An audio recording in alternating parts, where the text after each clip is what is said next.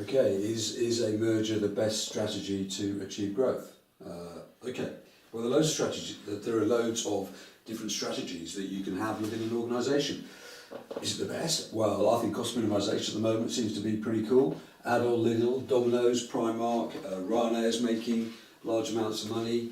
These are the companies that are really taking the UK by storm. And there's a reason behind that, because people are more price conscious, so all these firms here have lower prices, people are feeling that their real incomes may well have gone down, so therefore they've taken off.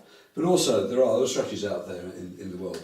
Daihatsu, and we've just done in class, haven't we? We're talking about Toyota, and meat production is really good because you have self-production just in time, therefore you have lower stocks, you have TQM, therefore you have better quality, therefore you can charge a higher price. All of that is really good analysis. But actually, and they have this method called Keiretsu, which is where they had a very close relationship with their suppliers, so they almost became like one great big family and they're almost part of the firm. But Daihatsu's come along and they've introduced it, they've gone back to the market mechanism whereby they're being much stricter in terms of the inputs, in terms of the raw materials, and in terms of the handbrakes or whatever that go into their car. So that method seems to be working much better now than maybe even Toyota's a bit of a sleeping giant with its old lean production system, which is what you studied on Unit 3. And then we got Virgin. Maybe that's a great way of growing. Branded venture capital house. That's a really good thing to do. Now, if we write this, we've immediately shown, is a merger the best strategy? Well, there are lots of good strategies out there which are making awful lots of money, so maybe it is or maybe it isn't. Okay, but then is it? Yes. We talk about Tata GLI again. We can talk about Cause Cobra. Both of those strategies appear to be working because they're both revenue strategies, and with that they've been able to go into new markets, right? Craft Cadbury's, it's still early days, but that seems to be pretty good in terms of revenue because Cadbury's big in the South American market, so Kraft would have seen this, so therefore that's the reason why they brought it. Always on this essay, remember to analyse these points, to use the theory, because it's very easy to get into descriptive mode in this situation. Okay, Tata's taken over JLR, JLR has invested £300 million into the UK, they've got this great new plant, they're selling motor cars to China, they've got a high return on capital employed.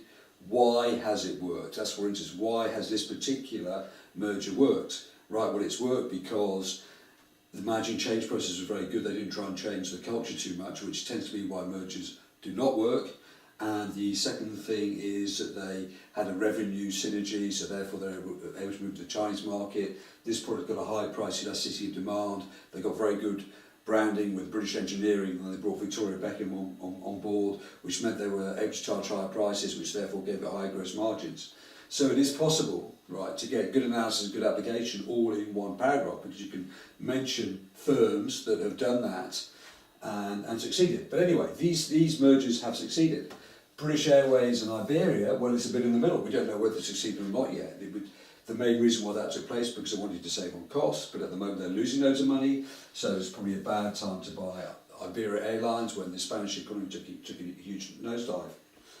This one didn't work, Daimler Chrysler, because there was a clash of cultures within the firm. If there's a clash of cultures, so Daimler had a methodical culture, that didn't get on very well with the entrepreneurial culture of Chrysler, and that's the reason why it eventually failed. And this one obviously didn't fail because there was a lack of due diligence in terms of the takeover. So when you come to the conclusion, right, we can look at all sorts of strategies, and yeah, I would say that all of these ones are actually pretty good, but they are strategies of mergers, but they're strategies really about emerging markets, because that's where these firms have wanted to get into. They want to get into this emerging market area. So these are these firms on here. Apple, with the Apple iWatch, Virgin, which is a branded venture capital house, and also we've got Ryanair on there. Now, okay, so we can write a really nice conclusion on that. So you should be able to write a fantastic essay on, is a merger the best strategy to achieve growth? Okay, perhaps you can do that on Wednesday when I'm not here. Right, is a merger the best strategy to achieve growth?